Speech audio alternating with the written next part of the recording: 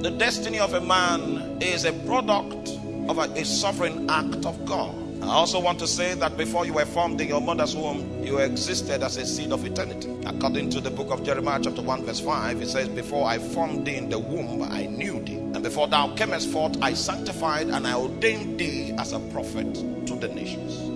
That is to say that God did not only know you as a seed of eternity, God also designed a destiny that you were coming into this life to fulfill. And that was by an act of God's sovereign authority. These are things that are beyond prayer. These are things that were set up by the sovereignty of God. You must have read your Bible in the book of Matthew chapter 6, where it says, for thine is the kingdom, for thine is the power. That's one of the components of the power that is with him. He decided to craft your destiny without consulting anybody. He set the protocol of your progression without seeking suggestions from you.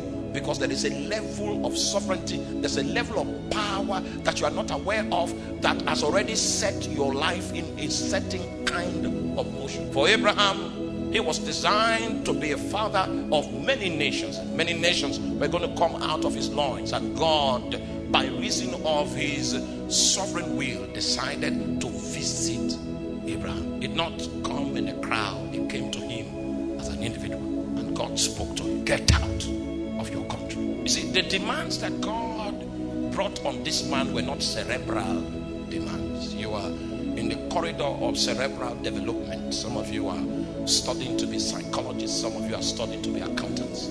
Some of you are studying to practice law. And so you understand cerebral things. This was not a cerebral call. This was a demand that was placed on the heart of a man. A demand that required obedience. But you see, there's going to be a challenge in obedience because Abraham doesn't know who is calling. So because he had not yet built trust in God, it was difficult for him to respond to God at the first instance. So God kept speaking, even though Abraham heard. Abraham was not obeying because he didn't know God. But when God troubled him to a point that he had to begin to take steps to fulfill what he was hearing. I don't know how God was able to convince him. I don't know how God conquered him. Because this is a scenario that provides numerous assortments of possibilities of questions and contradictions.